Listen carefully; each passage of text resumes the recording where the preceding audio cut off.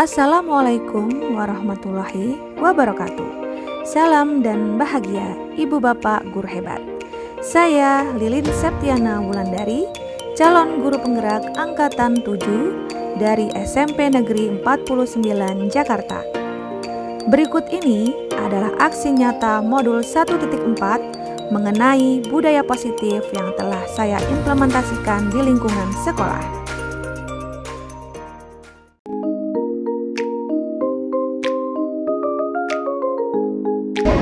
Assalamualaikum warahmatullahi wabarakatuh. Waalaikumsalam warahmatullahi wabarakatuh.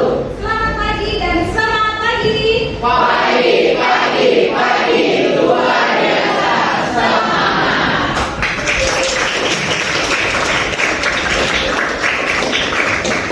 Anak-anak yang hebat, hari ini kita akan membuat suatu keyakinan kelas. Ada yang tahu keyakinan kelas itu apa? Udah tahu? Keyakinan kelas itu seperti halnya peraturan kelas. Kalau peraturan kelas tahu? Nah, itu sesuatu yang harus kita taati. Tapi di sini keyakinan kelas itu bersumber dari keyakinan kita sendiri. Nah, kita meyakini suatu nilai kebajikan, nilai yang baik yang nanti akan kita laksanakan, kita terapkan, akan kita pertanggungjawabkan untuk bisa dilaksanakan dengan baik. Contoh, misal nilai kebajikan di kelas ini apa contohnya? Nilai yang baik yang harus kamu yakini untuk bisa dilaksanakan. Tidak mencontek. Apalagi? Jujur. Oke, terus apa lagi? Apa lagi, Kak? Tidak mengambil pulpen teman iseng ya. Oke, siapa lagi? Menjaga, contohnya menjaga kebersihan, ya kan? Nah, tadi sebenarnya benar. Cuman di sini keyakinan kelas itu diusahakan, diharapkan memakai nilai-nilai yang positif. Kalau memakai tidak, jangan dilarang negatif. Kita memakai kalimat yang positif. Kalau tadi tidak boleh mencontek, berarti harusnya apa? Berlaku jujur, misalnya seperti itu, ya kan? Terus tidak membuang sampah sembarangan, berarti harus menjaga kebersihan. Jadi kita harus memakai kalimat yang positif. Nah, dari situ akan dibentuk suatu keyakinan kelas kita masing-masing. Dan nanti akan kita sepakati. Selanjutnya akan kita laksanakan dan kita harus bertanggung jawab.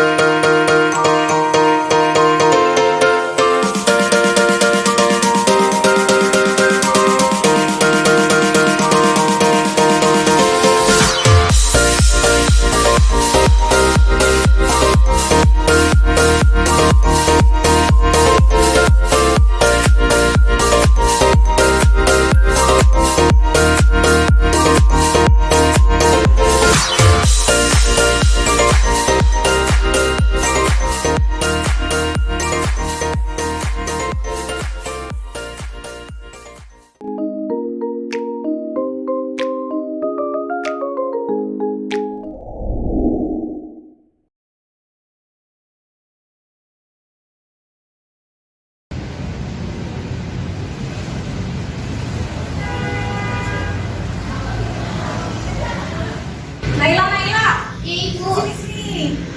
Kenapa kamu buang sampah sembarangan? Iya, buang sampahnya mana?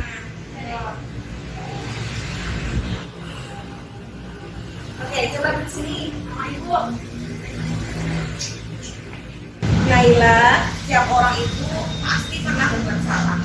Bullying pun juga pernah berbuat salah. Tapi Naila seharusnya tidak seperti itu sayang. Oke, maaf. Oke, pasti Naila punya alasannya kan mengapa Naila bisa melakukan seperti itu.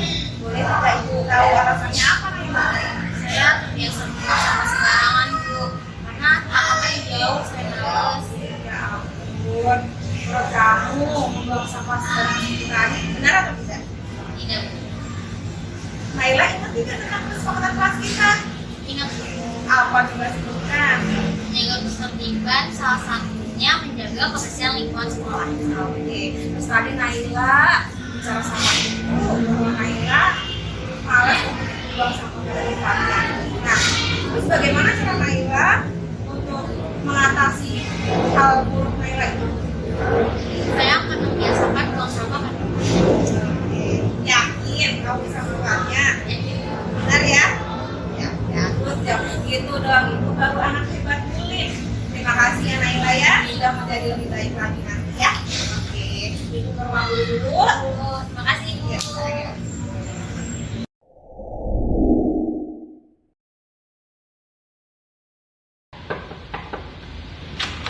Assalamualaikum. Waalaikumsalam. Selamat pagi Ibu. Selamat pagi Keisha. Silakan duduk Keisha.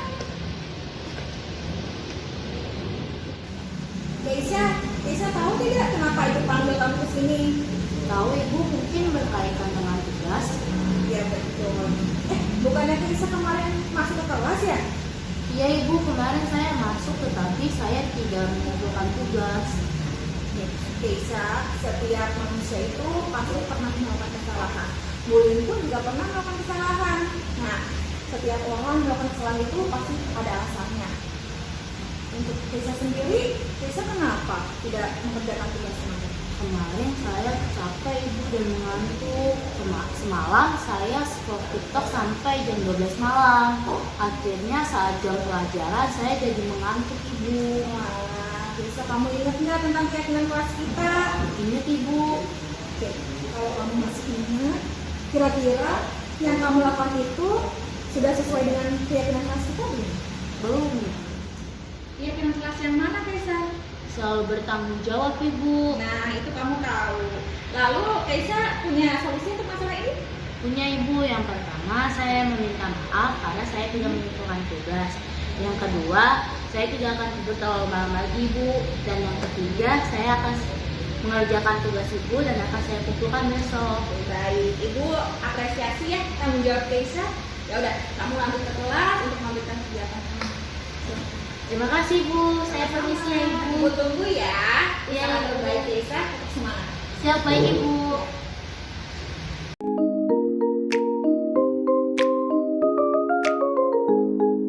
Baik, Assalamualaikum warahmatullahi wabarakatuh. Waalaikumsalam warahmatullahi wabarakatuh. Selamat siang Bapak Ibu guru hebat di SMP Negeri 49 Jakarta. Hari ini alhamdulillah saya diberikan kesempatan untuk melaksanakan diseminasi budaya positif di lingkungan SMP Negeri 49 Jakarta. Nah, apa kabar Bapak Ibu semuanya? Alhamdulillah sehat semuanya. Baik. Nah, bagaimana Bapak Ibu di sekolah 49 apakah sudah melaksanakan budaya positif? Sudah? Contohnya seperti apa? Menurut Bapak Ibu semuanya, budaya positif itu seperti apa sih? Oke, Bu Rina silakan. Menyapa murid dengan senyuman. Oke, salah satunya. Boleh menyapa murid dengan senyuman. 5S ya Bu ya? Oke. Siap. Ada yang lagi? Yang lain? Siap. Apa pagi? Ya, sudah menerapkan kedisiplinan mulai dari pakaian dan kehadiran siswa di pagi hari. Oke, siap. Tertib ya Pak, disiplin ya. Baik, disiplin positif. Oke, masuk. Nah, Bapak Ibu, mohon izin saya di sini bukan berarti saya yang lebih pintar, saya yang lebih hebat, tapi di sini saya hanya ingin berbagi praktik baik mengenai budaya positif. Nah, kebetulan saya hanya sudah dahulu mendahului belajar mengenai materi ini. Nah, baik, lanjut.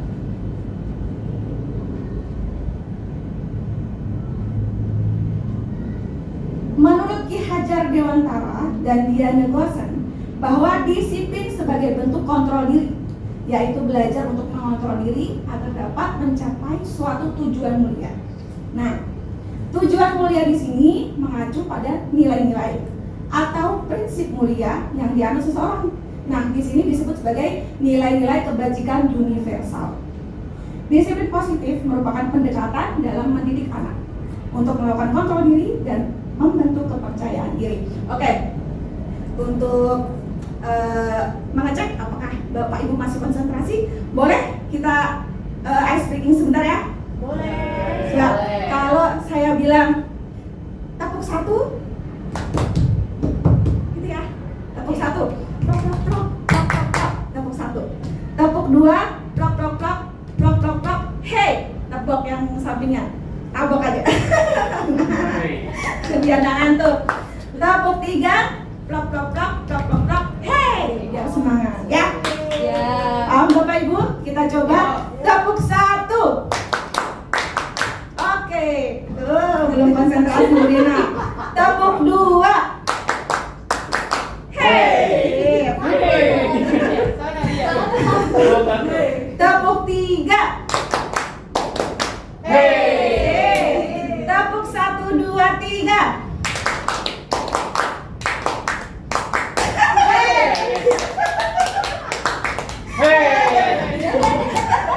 Ya, belum konsen nih. Tepuk satu, dua, tiga. Hey. Hey. Tepuk satu, tiga, dua, tiga, tiga, tiga. Tepuk tangan. Oke, sip. Nah, oke. Sebelum kita lanjut ke materi, saya mau menerangkan mengenai kontrol diri dulu. Nah, coba ada permainan nih. Berpasangan Bapak Ibu, salah satunya menggenggam sesuatu. Bayangin saja Bapak Ibu menggenggam sesuatu yang sangat berharga dalam hidup Anda. Nah, satunya mencoba untuk membuka, memaksa, mengintimidasi, entahlah caranya seperti apa. Nah, paham? Salah satu menggenggam erat apa yang dipegangnya, bayangin itu sesuatu yang sangat berharga. Yang si B satunya lawannya itu pengen membuka, berusaha dengan berbagai cara agar bisa membuka si tangan yang berlawanan. Oh, juru tangan ini dua. Maaf ya Bapak Ibu, suara saya agak serak-serak basah. Oke, kita mulai coba Bu Rina dan Bu Kanya. Coba. Oke, beberapa detik saja. Ayo Bu Rina.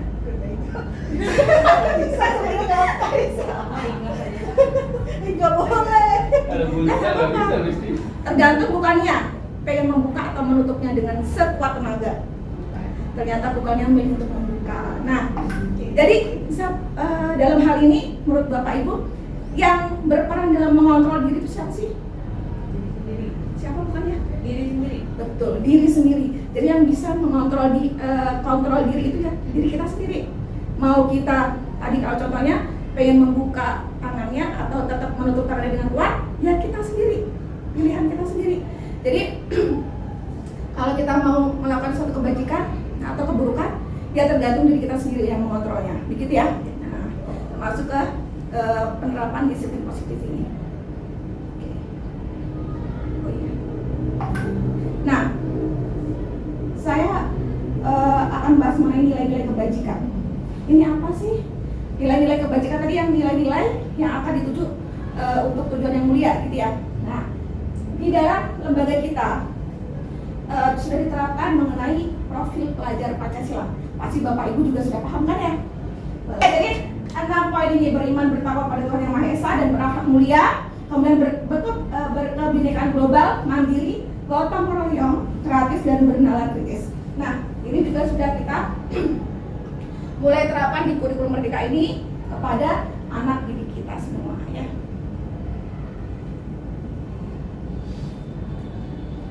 Kemudian dalam melakukan suatu nilai-nilai kebajikan tersebut itu ada motivasi yang timbul dari dalam diri kita sebagai kontrol diri tadi ya, motivasi yang timbul. Nah, 3 motivasi perilaku tersebut menurut Diana Gossen ada 3 macam. Yang pertama, untuk menghindari ketidaknyamanan atau hukuman. motivasi yang paling rendah Bapak Ibu. Kenapa? Karena anak-anak cenderung melakukan sesuatu, menaati peraturan lah atau apapun karena dia takut dihukum, karena takut diberikan sanksi. Akhirnya dia merasa harus, atau daripada terkena hukuman, ya udah deh saya melakukannya gitu, terpaksa. Nah gitu. Nah ini adalah motivasi dari luar, ekstrinsik.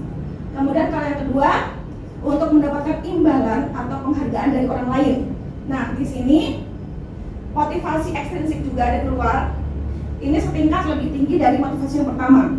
Tapi dia juga bertanya-tanya, kira-kira nanti kalau saya melakukan hal ini, saya dapat apa ya? Saya dipujikah? Saya dapat imbalankah? Saya dapat penghargaankah? Gitu. Jadi dia istilahnya akhirnya apa? Mengandalkan atau mengharapkan gitu, mengharapkan sesuatu timbal balik untuk dirinya. Nah, terus yang ketiga, untuk menjadi orang yang mereka inginkan dan menghargai diri sendiri dengan nilai-nilai yang mereka percaya. Ini adalah motivasi yang paling baik yang timbul dalam diri seseorang dari diri dia mereka sendiri. Nah, jadi dia sadar akan nilai-nilai yang harus mereka percaya. Nilai-nilai yang mereka yakini yang harus dilaksanakan. Jadi nomor 3 adalah motivasi yang paling baik. Nah, saya mau tanya nih, kita Bapak Ibu dalam melaksanakan tugas di kelas misal, ketika kita datang ke kelas tepat waktu, apakah motivasi yang kita lakukan tuh yang mana sih gitu? Yang pertama, apakah kita tidak ingin kena peringatan atasan? Atau yang kedua, apakah kita pengen dikasih penghargaan guru terbaik, bisa berprestasi? Terus yang ketiga, apakah karena kita merasa ya kalau kita disiplin, otomatis menjadi teladan bagi anak-anak didik kita, disadar kita sendiri? Kira-kira yang mana Bapak Ibu? Ketiga, Masya Allah luar biasa, guru 49. Baik, nah berarti itu adalah motivasi yang ketiga.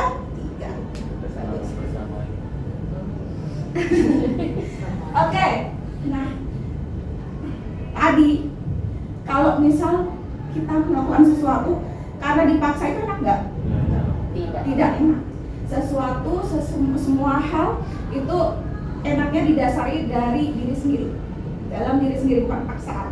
Nah, maka dari itu sebaiknya dalam pembelajaran di kelas kita melakukan yang namanya kesepakatan kelas. Nah, apa itu kesepakatan kelas? Yaitu nilai-nilai kebajikan yang diyakini dan disepakati bersama untuk dapat diterapkan dan dipatuhi. Nah, contohnya apa sih? Jadi gini Bapak Ibu, di kelas biasanya saya sudah menerapkan ini. Dalam mata pelajaran IPA misalnya, saya memandu anak-anak untuk membuat kesepakatan kelas. Misal mereka pengen apa? Bu, tidak boleh terlambat datang ke kelas, misal satu. Jadi mereka sendiri yang menyuarakan kesepakatan kelas tersebut. Terus apa lagi? On time mengerjakan tugas. Terus yang ketiga, misal apa Bapak Ibu contohnya? Tidak ramai saat pelajaran. Apa lagi? Tidak membuka handphone. Boleh. Tidak memainkan handphone di kelas jika tidak dibutuhkan ya. Terus apa lagi? Satu lagi? Tidak makan dan minum di kelas. Oke. Jadi semuanya itu berasal dari argumen mereka, masukan mereka. Nah, itu dinamakan kesepakatan kelas. Jadi mereka semua sepakat jika dia melanggar, maka kembali lagi kamu sudah menyepakati ini loh. Jadi harusnya gimana gitu. Itu namanya kesepakatan kelas. Dan mereka akan menyadari sendiri akan kesalahan yang dilakukan mereka.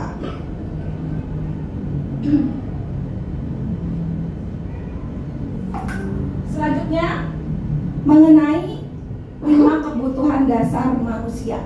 Nah, jadi Bapak Ibu, anak didik kita seringkali melakukan suatu kesalahan, melanggar peraturan misalnya. Gini, contoh, ada anak yang suka merebut makanan temennya, tuh. Atau yang kedua, ada anak yang tidak pernah mendengarkan saat pelajaran kita, misal. Nah, itu berkaitan dengan kebutuhan dasar. Karena pada dasarnya manusia itu punya 5 kebutuhan dasar yang harus dipenuhi agar dia merasa bahagia, merasa tenang, merasa nyaman, aman gitu. Nah, jika salah satu dari 5 kebutuhan dasar ini tidak terpenuhi, maka dia akan mencari cara agar dapat terpenuhi.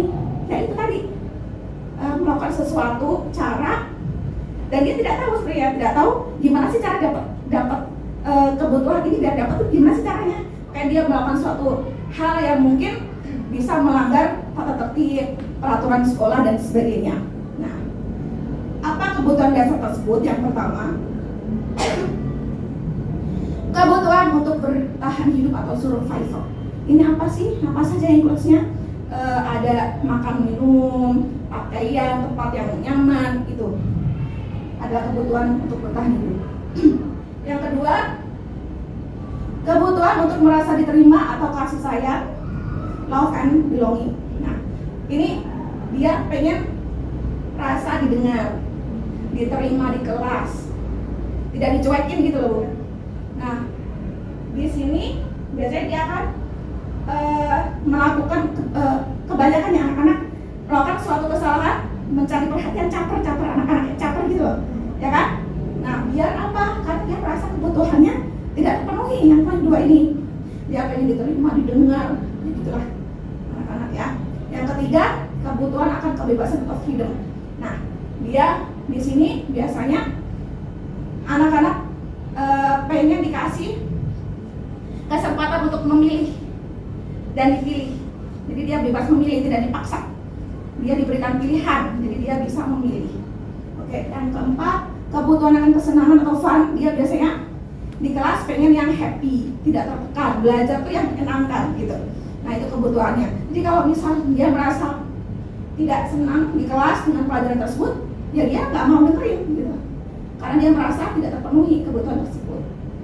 Yang kelima, kebutuhan akan penguasaan atau power. Nah, ini biasanya adalah anak-anak yang memiliki pengen diakui bahwa dia bisa, dia mampu, dia nggak mau diremehin gitu. Jadi diakui, dia pengen, terkadang kita sesekali juga harus, wah hebat ya kamu gitu. Jadi dia pengen diakui, dipuji gitu ya. Kalau dia diakui bahwa dia bisa, dia mampu gitu. Dan sekali boleh Bapak Ibu kita puji anak-anak kita biar mereka merasa bahwa dia bisa gitu ya. Dia punya power. Oke.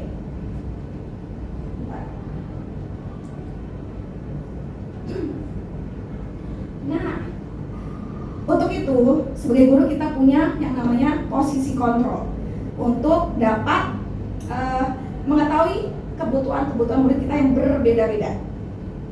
Apa saja 5 posisi kontrol tersebut? Yang pertama adalah sebagai penghukum. Nah, ini seringkali ya, apalagi di masa-masa dulu, pembelajaran zaman dulu, kalau nggak bisa main apa pakai tongkat tuh. Guru saya zaman dulu ya, pakai tongkat, ceplas gitu kalau bisa, rumputnya diceplas gitu. Nah, seorang penghukum itu bisa menggunakan hukuman fisik maupun verbal. Yang fisik ya tadi, pakai penggaris lah, ditabok, pakai dijewer, dicubit gitu ya. Kalau fisik apa? Kalau verbal apa? Diomelin, dikata-katain. Kamu itu nggak bisa, terus pakai kata-kata yang buruk gitu ya. Nah, orang dengan posisi penghukum senantiasa mengatakan bahwa sekolah itu memerlukan sistem atau alat yang dapat lebih menekan murid. Nah, dia biasanya pakai suara yang tinggi, bentak-bentak, arogan, mata melotot, menunjuk kamu tuh ya gitu, menghardik dan sebagainya. Nah, di sini guru tuh hanya percaya bahwa cara dia yang paling benar dengan cara kekerasan tersebut seperti itu. Ini adalah tipe-tipe guru sebagai penghukum.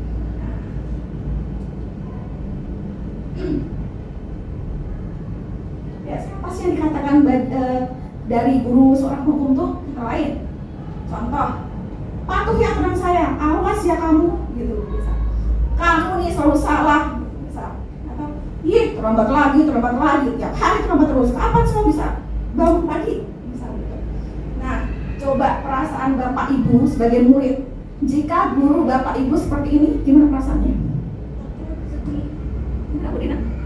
Takut. Takut, sedih. Oke. Terus gimana lagi Pak?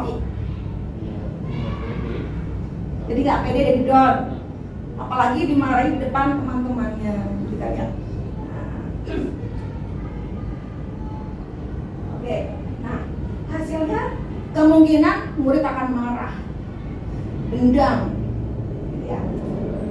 Bisa-bisa dia saking memendam dendamnya itu motor bapak ibu dikempes. Nah, ada tuh zaman dulu ya. Kalau sekarang ya ada sih, mungkin ada dikempes, digores lah, karena dia saking bencinya tuh. Jadi dia menyimpan dendam. Ini killer banget nih, benci saya gitu.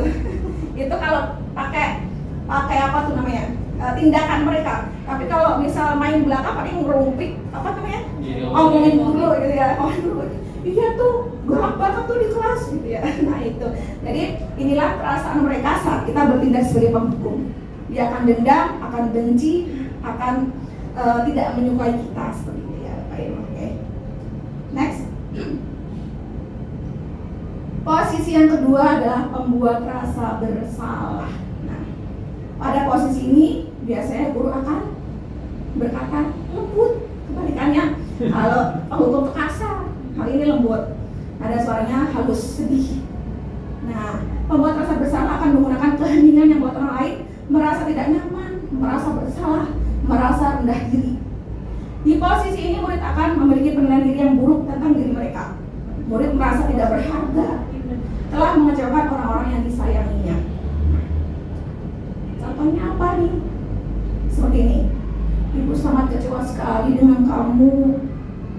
Berapa kali sih Bapak harus memberitahu kamu gitu ya. Terus gimana coba kalau orang tua kamu tahu kamu berbuat begini. Jadi guru itu berusaha agar anak itu merasa bersalah dengan bahasa kita yang kayak agak-agak nyindir, agak-agak melo, biar dia sadar, murid itu sadar bahwa dia salah gitu tujuannya. Nah, Bapak Ibu kecewa sekali loh sama kamu seperti ini gitu.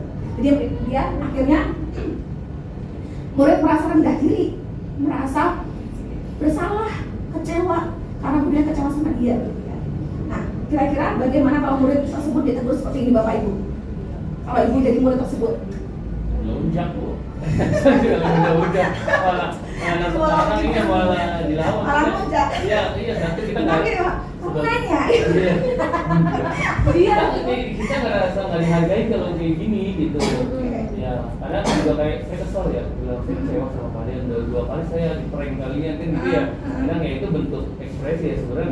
Kalau saya sendiri tarik ulur sih Bu ya. Saya tadi pagi ya sempat marah karena kelas 7-an memang benar-benar berisik gitu ya. Dari beberapa laporan ya, saya akhirnya ngeluarin nada dikit, habis itu saya bercanda lagi, maksudnya pada saatnya keras tapi akhirnya nggak tega, kita akhirnya bercanda lagi, kitanya ya tarik ulur. Nggak bisa anak sekarang kita yang terlalu keras, terlalu lembut juga nggak bisa. Tapi ibaratnya ada di tengah-tengah iya kayak karet. Pada saatnya kita kencangkan, kalau kita ulur baru kita, kalau saya gitu sih kalau ditegaskan seperti itu. Jadi kalau pembuat rasa bersalah di Pak 9 nggak mempan ya Pak? Nggak mempan, apalagi kelas 7. Nggak ngerti mereka. Kelas 7 Nggak peka ya? berat. Ih kamu nggak peka. Oke, benar. Itu ya. Memang nggak boleh keras, nggak boleh lembut Nggak gitu. boleh terlalu tengah kita Oke. di tengahnya. Ya hasilnya perasaan murid itu akan merasa bersalah banget. Bersalah telah mengecewakan bapak ibu gurunya. Murid akan menjadi orang yang gagal, dia merasa gagal, tidak sanggup membagikan orang lain. Kadangkala sikap ini berbahaya karena emosinya tertanam. Dia kayak merasa bersalah, dia minder gitu loh. Dia kayak nggak punya nilai yang bisa dibanggakan gitu loh. Merasa dibuat dia merasa bersalah seperti itu. Dan akhirnya malah dia menyimpan kesedihannya, kegalauannya sendiri. Ini yang lebih berbahaya justru daripada yang kita berperan sebagai pemimpin. Oke, yang ketiga, posisi kontrol sebagai teman. Nah, ini biasanya paling disukai anak-anak nih, teman. Guru kayak teman sendiri, itu paling disukai anak-anak. Nah, guru pada posisi ini tidak akan menyakiti murid, tetapi berupaya mengontrol murid melalui persuasi. Nah, biasanya di posisi teman ini, guru bisa berdampak negatif atau positifnya. Positifnya apa? Menjaga hubungan baik terjalin antara guru dan murid. Nah, posisi teman menggunakan hubungan baik dan humor untuk mempengaruhi seseorang. Nada suaranya ramah, akrab, dan bercanda, kemudian senyum, gitu ya. Pokoknya seperti best friend forever gitulah ya sama murid dan gurunya. Tapi ini positifnya. Kalau negatifnya kira-kira apa Bapak Ibu? Anak jadi ada kurang sopan. Oh, Iya. oke, Lupa akhirnya batasan. oke, anak lupa batasan, melunjak, kurang sopan sama gurunya karena menganggap teman gitu ya, kayak temannya sendiri. Oke, itulah salah satu negatif dari posisi kontrol seperti teman, benar sekali. Terus Nah. berisik Bu, kadang di kelas itu Berisik. menganggap, kita nggak tegas atau gimana. Iya. Ya. Oke. Nah, contohnya apa sih kata-katanya? Ayolah, bantu demi Bapak ya.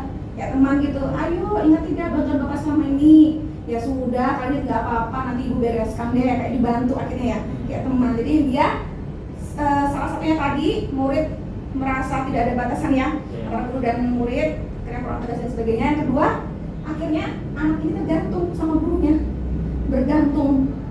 Ya bergantung apa? Nanti dibantu sama Pak Oki, Oh, gitu. tenang gitu ya. Karena dia udah best friend gitu Jadi kan ya. ngandelin ya. Jadi. Nah, jadinya mengandalkan gurunya gitu, manja. Betul sekali. Jadi perasaan murid ketika kita memposisikan sebagai teman, kita akan merasa senang, akrab kan, jadi happy. Karena ya seperti teman sendiri gitu, nggak ada yang perlu ditakutin dan sebagainya. Nah, di sini positifnya tadi ya lebih enjoy anak-anak terhadap kita, nggak canggung. Tapi negatifnya tadi benar, kita akhirnya anak-anak tergantung kepada kita, gitu ya. Baik. Next. Yang keempat, posisi sebagai pemantau, mengawasi. Nah, jadi pada saat kita mengawasi, kita bertanggung jawab atas perilaku orang-orang yang kita awasi. Posisi pemantau berdasarkan pada peraturan-peraturan dan konsekuensinya. Kita mengawasi, memantau anak-anak dalam pembelajaran di kelas misal dan sebagainya. Nah, kita dapat memisahkan hubungan pribadi kita dengan murid sebagai seseorang yang menjalankan posisi pemantau. Nada suara datar, kayak tegas gitu. Terus bahasa tubuh yang formal.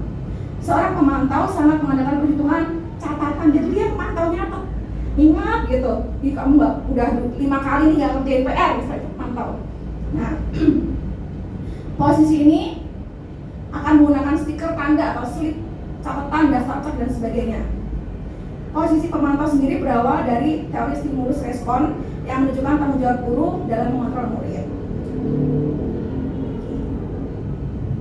Contohnya, ini ada cerita seorang pemantau ya, kita sebagai guru. Adi, tahukah kamu jam berapa kita memulai? Tahu Pak, kamu terlambat 15 menit. Apakah kamu sudah mengerti konsekuensi yang harus dilakukan ketika kita terlambat? Adi, paham Pak, saya harus tinggal kelas pada jam istirahat nanti dan mengerjakan tugas ketertinggalan saya. Guru, ya benar, nanti pada saat jam istirahat kamu harus tinggal di kelas untuk menyelesaikan tugas yang tertinggal tadi. Saya tunggu. Nah, jadi guru ini mengembalikan kepada konsekuensinya, memantau. Kalau dia nggak kerjain PR, ya kamu harus tahu konsekuensinya apa. Dia harus sadar. Nah, kira-kira perasaannya gimana anak-anak ketika seperti ini? Bebas, berarti udah bebas. Merasa tidak bebas, Terpaksa bertanggung jawab. terpaksa bertanggung jawab. Ya, hasilnya adalah murid memahami konsekuensi yang harus dijalankan karena telah melanggar salah satu peraturan sekolah. Jadi dia paham. Guru tidak menunjukkan suatu emosi yang berlebihan, jadi santai, datar, tegas doang, tapi nggak yang penghukum yang amarah, emosi enggak. Kemudian murid tetap dibuat tidak nyaman, yaitu dengan harus tinggal kelas pada waktu jam istirahat dan mengerjakan tugas. Yaitu anak tersebut harus dapat konsekuensi, gitu. Tapi guru itu nggak marah. Yang penting anak sadar akan konsekuensinya. Dan yang terakhir, kontrol posisi sebagai manajer. Nah, apa ini? Posisi di mana guru berbuat sesuatu bersama dengan murid, mempersilahkan murid mempertanggungjawabkan perilakunya, mendukung murid agar dapat menemukan solusi atau permasalahannya sendiri, seorang manajer telah memiliki keterampilan di posisi teman maupun pemantau. Jadi kalau dia sudah di level manajer, pasti dia sudah paham posisi sebagai teman maupun pemantau. Jadi udah kompleks di sini, udah mantap. Untuk menjadikan murid kita sebagai manusia yang merdeka, mandiri, bertanggung jawab, maka kita perlu mengacu pada restitusi. Nanti kita akan bahas restitusi itu yang akan menjadikan murid kita sebagai manajer bagi dirinya sendiri, memanage dirinya sendiri, mengontrol dirinya. Murid diajak untuk menganalisis kebutuhan dirinya maupun kebutuhan orang lain. Penekanan bukan pada kemampuan membuat konsekuensi, namun dapat berkolaborasi dengan murid bagaimana memperbaiki kesalahan yang ada. Ada suara tulus, bahasa tubuh tidak kaku, mendekati murid dan sebagainya.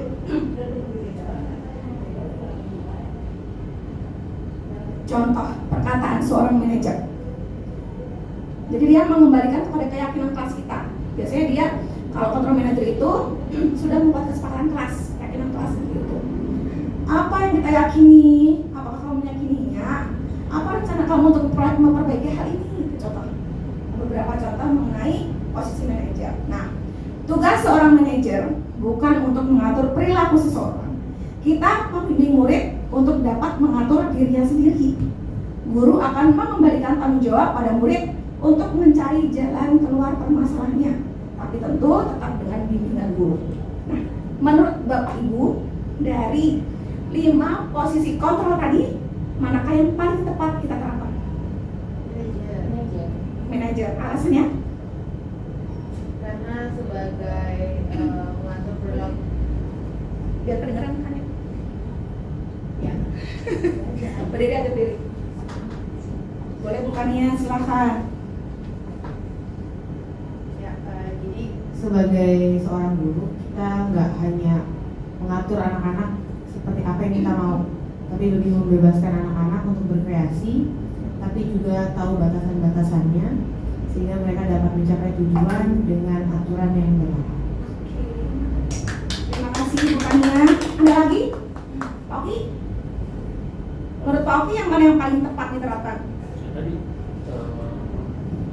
Tadi terkait tadi berarti manajer, jadi guru tetap memberikan anak untuk tadi ya berkreasi, inovatif berdasarkan keputusan mereka, tapi tetap dikontrol oleh gurunya karena mereka belum bisa membedakan mana yang baik maupun buruk, karena tetap saja walaupun badannya saja yang besar, tapi kadang kita berpikir oh iya kita kadang ngomong ini udah baik karena tapi besok lupa lagi ya. Jadi postur mereka saja hampir mendekati kita ya, bahkan lebih ya, tapi pola pikirnya dia berproses dalam pembelajaran gitu postur. Itu saja sih. Oke, siap. Terima kasih Pak Oki.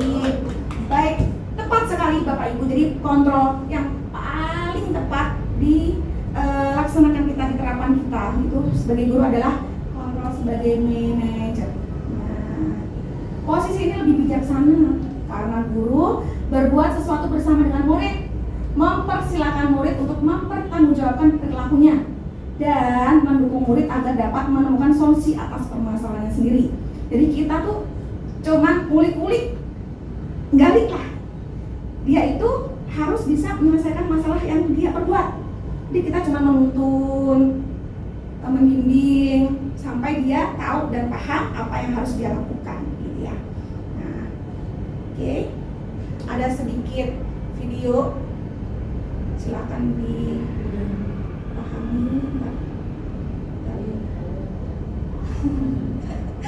Bentar, tadi sudah saya keluarkan hilang. Bentar.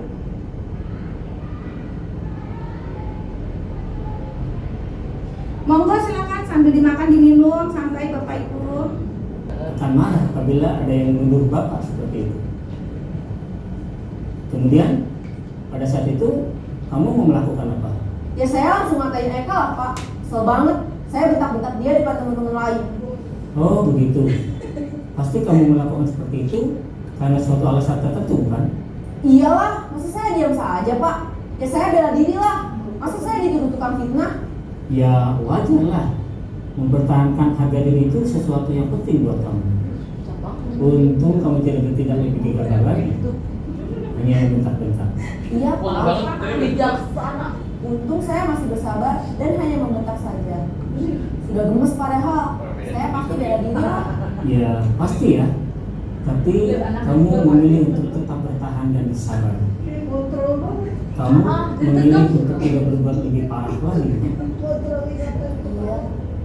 Nah, sekarang coba kita lihat lagi tindakan kamu yang bentak-bentak Eka di kelas. Tindakan kamu itu kira-kira sesuai dengan keyakinan kelas atau prinsip kamu tidak? Enggak lah Pak, capek Pak jadi pemarah. Jadi keyakinan atau prinsip mana yang kurang sesuai dengan keinginan kamu?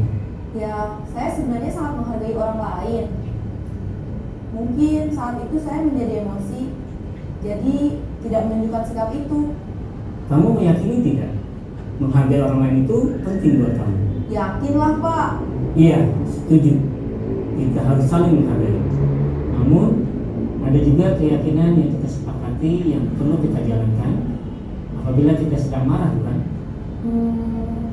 Ya, saya bisa lebih proaktif, mulai dengan diri sendiri. Saya bisa jadi lebih bersabar, mengambil waktu jeda untuk berpikir mau apa selanjutnya. Kira-kira kamu bersedia memperbaiki masalah ini tidak? Bersedia Pak. Kalau kamu memperbaiki masalah ini, kamu akan menjadi orang seperti apa? Saya akan menjadi orang yang bertanggung jawab kali ya Pak. Dan senantiasa proaktif. Iya. Menurut kamu, bagaimana rasanya menjadi orang seperti itu? Ya nyaman lah, bangga bisa bersabar dan menahan diri. Baiklah kalau begitu. Yuk kita pikirkan bagaimana memperbaiki masalah ini. Nah, tadi Bapak Ibu adalah contoh penerapan segitiga restitusi. Kita sebagai guru mengambil posisi kontrol sebagai manajer. Nah, tadi sudah sempat ada tiga tahapan, yaitu tentang segitiga restitusi. Nah, sekarang kita bahas apa sih segitiga restitusi itu. Boleh. Silakan bukannya, monggo. Enggak apa, silakan. Baik. Pengertian restitusi. Nah, restitusi ini apa sih? Restitusi adalah proses menciptakan kondisi bagi murid untuk memperbaiki kesalahan mereka, sehingga mereka bisa kembali pada kelompok mereka dengan karakter yang lebih kuat. Nah, restitusi bukan untuk menebus kesalahan, melainkan sebuah tawaran dan bukan paksa. Restitusi membantu murid menjadi lebih memiliki tujuan, disiplin positif, dan memulihkan dirinya setelah berbuat kesalahan. Itu namanya restitusi. Ini bukan hukuman ya Bapak Ibu ya. Nah, terus kemudian segitiga restitusi itu apa sih? Inilah tahapan penyelesaian masalah yang tepat untuk murid kita. Yang pertama, menstabilkan identitas. Yang kedua, validasi tindakan yang salah. Dan yang ketiga adalah menanyakan keyakinan. Nah, kemarin saya sudah mencoba menerapkan segitiga restitusi untuk menangani permasalahan anak-anak. Saya putarkan mulai Bapak Ibu ya.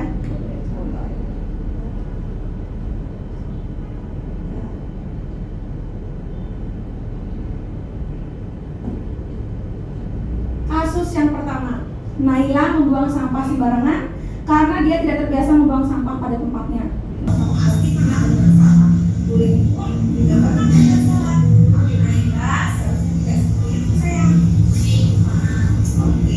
Paling semua ekspresi gak mau ya?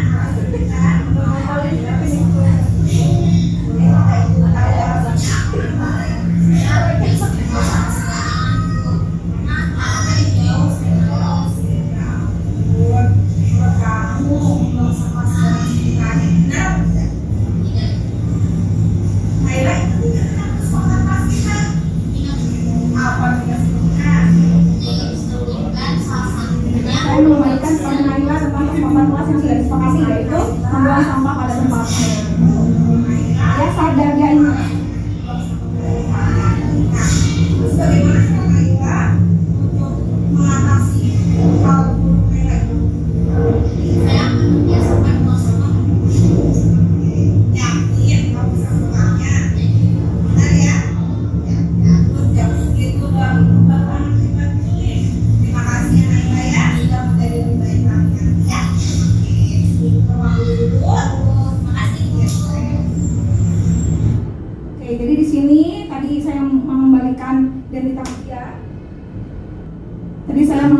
mengembalikan tentang keyakinan kelas Naila yang pernah disepakati bersama dan memancing atau menggali, membimbing dia untuk menemukan solusi bagaimana untuk menyelesaikan masalah tersebut. Ini kasus yang pertama. Yang kedua, simpel ya Bapak Ibu ya. Kasus kedua, Kezia tidak mengumpulkan tugas di kelas. Kezia mengantuk karena semalaman bermain sosial media. Ini banyak sekali nih anak-anak nih yang tidak fokus dalam pembelajaran karena semalaman bermain sosmed.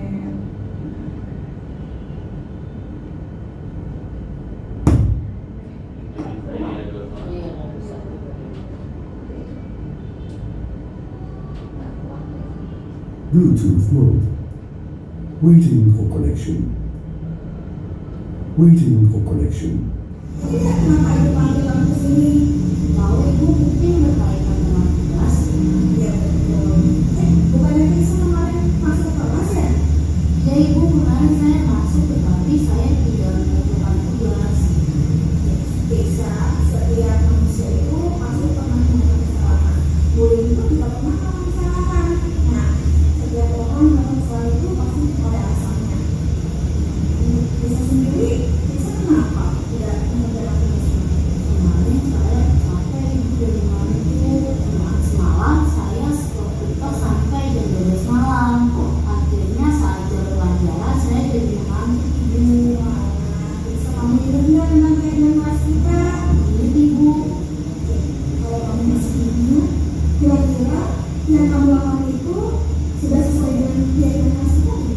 Belum. Dia punya kelas yang mana, Keisa? Selalu bertanggung jawab ibu. Nah, itu kamu tahu. Lalu Keisa punya solusi apa ini? Punya ibu. Yang pertama, saya meminta maaf karena saya tidak menentukan tugas. Yang kedua, saya tidak akan tidur terlalu malam lagi ibu. Dan yang ketiga, saya akan mengerjakan tugas ibu dan akan saya tunjukkan besok. Baik, ibu apresiasi ya tanggung jawab Keisa. Yaudah, kamu langsung ke kelas. Terima kasih Bu, saya selesai Bu. Ya, ya baik Keisa. Siap baik Ibu. Oke.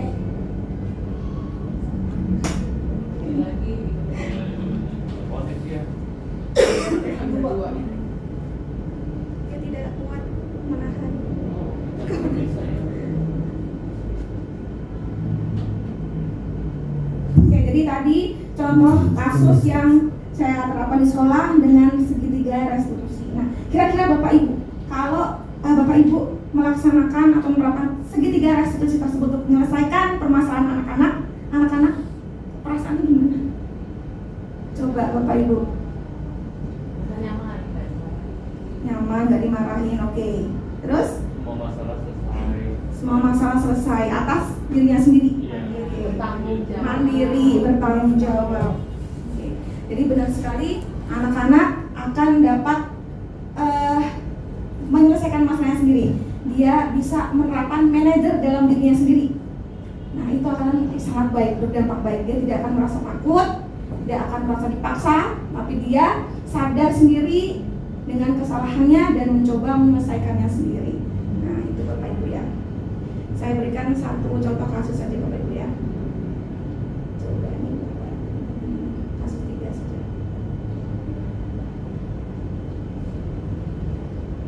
Masih semangat Bapak Ibu? Oke, kasusnya nih, contoh. Ibu Dani sedang menjelaskan pelajaran bahasa Inggris di papan tulis. Namun beliau memperhatikan bahwa Fajar malah tidur-tiduran dan tampak acuh pada pelajarannya. Fajar, coba jawab pertanyaan nomor 3. Maju ke depan dan kerjakan di papan tulis. Nah, Fajar pun tampak malas-malas maju ke depan. Dan sesampai di depan papan tulis pun Fajar hanya diam, terpaku kayak patung, nggak tahu mau ngapain dia. Sambil memegang buku bahasa Inggrisnya dan memainkan spidol di tangannya. Terus gurunya berbicara lagi. Ayo Fajar, makanya jangan tidur-tiduran. Lain kali diperhatikan. Sudah sana, duduk kembali. Kira-kira siapa yang bisa? Nah, gurunya melempar pertanyaan ke murid yang lain. Fajar pun kembali duduk di bangkunya. Hal seperti ini sudah sering kali terjadi pada Fajar. Sepertinya tidak memperhatikan. Acuh tak acuh dan nilai-nilainya pun tidak terlalu bagus untuk pelajaran bahasa Inggris. Pada saat ditegur oleh Ibu Dani, Fajar hanya menjawab, "Tidak tahu Bu, Ibu Dani pun menjawab, gimana sih kamu Fajar? Kamu gak kasihan sama ibu ya? Ibu sudah capek-capek mengajarkan kamu, tidak kasihan sama ibu. Dan Fajar pun dia membisu. Kira-kira yang diterapkan Ibu Dani kontrol sebagai apa Bapak Ibu? Mengambil kontrol sebagai yang apa? Pembuat rasa bersalah. Membuat rasa bersalah. Ya. Nah, pembuat rasa bersalah. Oke. Kemudian untuk kebutuhan dasar dan yang tidak terpenuhi apa sih di sini Bapak Ibu? Menurut Bapak Ibu? Kasih sayang. Love and belonging tadi ya, merasa tidak diterima, tidak diperhatikan gitu. Siap. Baik. Nah, jadi benar sekali bahwa Ibu Dani mengambil kontrol sebagai pembuat rasa bersalah. Tadi ya, gimana sih kamu Fajar? Kamu kok kasihan sama ibu? Biar Fajar merasa bersalah. Nah, ini dia Ibu Dani sudah menerapkan kontrol sebagai pembuat rasa bersalah. Kebutuhan dasarnya yang belum terpenuhi adalah cinta dan kasih sayang. Tadi benar ya? Jadi di mana si Fajar ini ingin didengar, diterima sebagai bentuk koneksi sosial dengan lingkungannya, sehingga dia merasa bahwa dia menjadi bagian atau tergabung di kelas itu. Dia tuh merasa nggak dianggap gitu loh. Dia nggak berarti di situ. Jadi kebutuhan dasar love and belonging yang belum terpenuhi dalam diri dia. Satu lagi boleh? Oke, satu lagi Bapak Ibu. Kita lakukan kasus.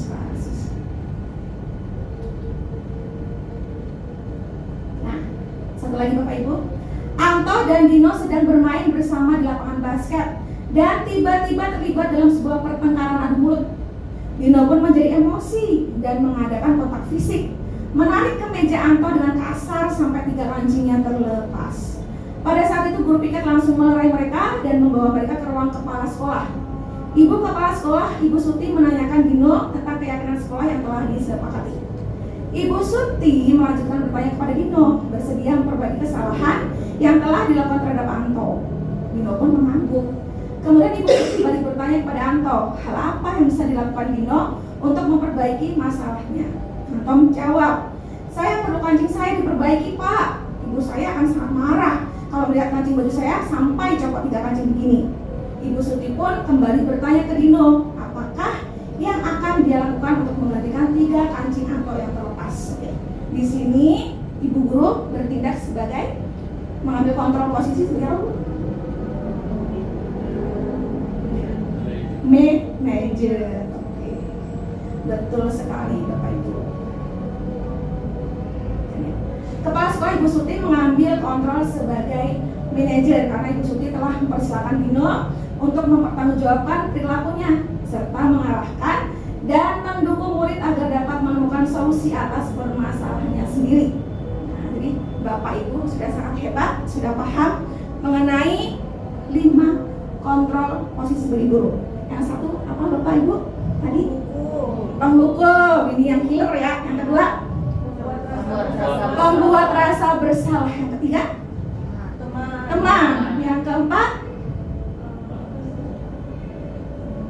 pemantau. Yang kelima manajer. Dan yang paling sesuai dan harus diterapkan adalah sebagai manajer. Semoga kita semua sebagai Bapak Ibu guru hebat di 49 bisa menerapkan posisi kontrol sebagai manajer di sekolah tercinta ini. Dan kita harus ingat bahwa murid kita tadi memiliki 5 kebutuhan dasar dan berbeda-beda semuanya. Ada yang butuh 1, poin 2, poin 3, 4, dan 5. Tidak ada yang sama. Jadi kita harus bisa memahami kebutuhan apa yang perlu kita berikan untuk anak didik kita masing-masing. Oke Bapak Ibu? Nah, ada yang perlu ditanyakan? Atau disampaikan? Gimana Pak Oki? Kira-kira hari ini tentang budaya positif? Sangat menginspirasi ya. Kadang-kadang kan kita butuh masukan-masukan seperti ini ya, karena semua juga guru-guru belajar, karena kadang kita harus kontrol ya, saya sendiri kadang kita jadi penghukum. Jadi melihat ini memang penerapannya manajer sudah bagus ya, karena dikembalikan lagi ke siswa, tapi kadang waktu untuk kasus seperti ini, karena nggak cuma 1-2 anak di kelas, kadang nggak ngertiin PR tuh hampir 5. Ya kesulitan kita kenapa satu-satu nanyain ya, kendala waktu untuk menanyakan satu persatu. Mungkin guru bisa menerapkan seperti ini ya, karena ya kadang suka berpikir kok sekolah anak nggak berani menghukum siswa gitu ya, kadang yang menjadi aneh gitu.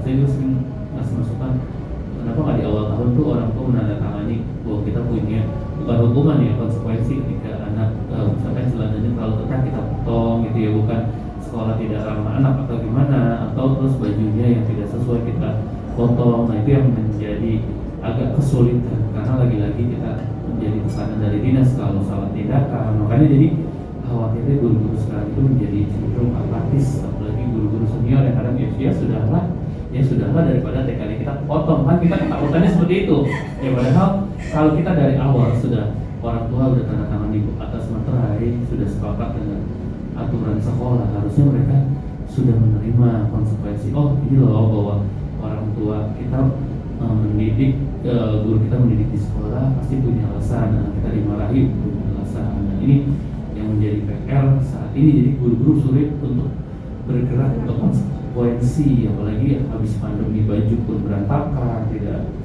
ribut 49 berantakan tidak sesuai, jadi PR ya. Kayak bapak kemarin marah kan yang di belakang terkait atribut dan lain sebagainya. Makanya aturan main dari dinasnya aja tidak berani mengeluarkan siswa sampai saat ini, yang itu jadi PR banget dari dinas. Sudin semuanya dapat tekanan ya, termasuk kita di bawah akan siapa gitu ya guru ya, kita harus ikut aturan budaya positif. Yang jelas budaya ini ya kita terapkan dulu di siswa lah ya. Kalau kebijakan untuk atas nanti kita bisa diskusikan dengan stakeholder terkait. Itu saja kalau Siap. bisa.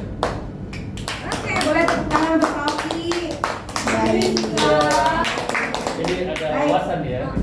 Jadi alhamdulillah tentang budaya positif, insya Allah bermanfaat ya Bapak Ibu ya. Jadi kita bisa menerapkan budaya positif di lingkungan tercinta kita di SMPN 49 Jakarta. Semoga hari ini menjadi inspirasi bagi Bapak Ibu guru untuk lebih mengenal anak didik kita. Nah, mohon maaf apabila ada salah dan kata. Terima kasih banyak sekali lagi. Semoga Bapak Ibu guru selalu sehat, selalu bisa menjadi teladan bagi anak didik kita semua. Tepuk tangan untuk Bapak Ibu semua. Baik, saya akhiri. Wassalamualaikum warahmatullahi wabarakatuh. Waalaikumsalam warahmatullahi wabarakatuh. Salam guru penggerak, guru bergerak Indonesia maju. Untuk kegiatan hari ini, saya akan berterima kasih kepada Ibu Lilin atas kegiatan diseminasinya. Dengan kegiatan ini saya menjadi lebih banyak mengetahui nih untuk cara-cara menangani siswa. Posisi kita sebagai guru tuh apakah menghukum, apakah pemberi rasa bersalah, atau misalnya menjadi teman. Dan ternyata setelah mengikuti pelajaran hari ini atau misalnya diseminasi hari ini, jadi saya tahu untuk menerapkan budaya positif di sekolah dengan guru tuh posisinya sebagai manajer.